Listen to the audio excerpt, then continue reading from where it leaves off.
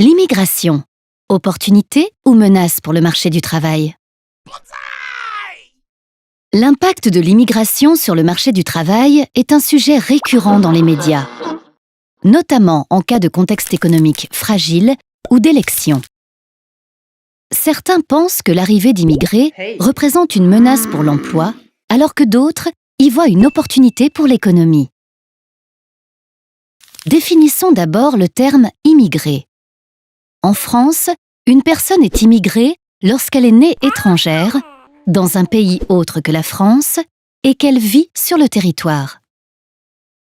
Le marché du travail, quant à lui, est organisé autour de l'offre et de la demande. L'offre représente toutes les personnes qui souhaitent travailler et la demande, le nombre d'emplois proposés par les entreprises. Plus l'offre est supérieure à la demande, plus le chômage est important.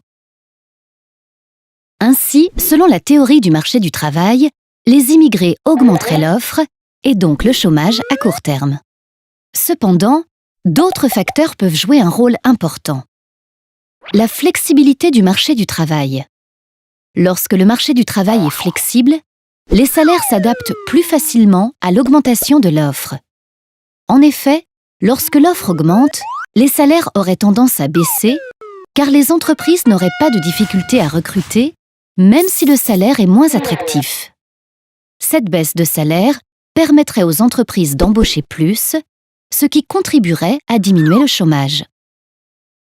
Le transfert de compétences. Le chômage ne touche pas de manière équitable les populations immigrées et autochtones.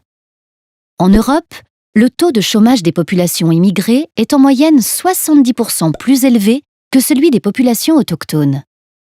Cela s'explique notamment par le fait que les compétences ne sont pas toujours transférables, diplômes non reconnus dans le pays d'accueil et langue pas suffisamment maîtrisée, par exemple.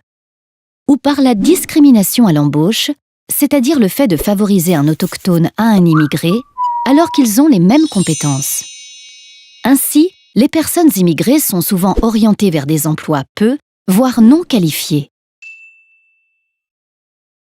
La désertion de certains secteurs. Malgré le chômage, de nombreux emplois restent vacants. Par exemple, dans le secteur du service à la personne ou du bâtiment, car ils n'intéressent généralement pas les autochtones. Les populations immigrées permettent en partie de combler ce manque de personnel. Et la consommation. Lorsqu'une personne immigrée arrive sur un territoire, elle fait fonctionner l'économie car elle consomme des biens et des services, notamment pour se loger et se nourrir. Pour répondre à ces besoins, les entreprises locales peuvent augmenter leur production, ce qui a un effet positif sur l'emploi. Cela est cependant moins vrai si ces besoins sont comblés par des importations. Si la théorie permet d'expliquer de manière générale les mécanismes de l'immigration sur le marché du travail, une analyse approfondie est nécessaire pour comprendre les impacts réels sur l'économie.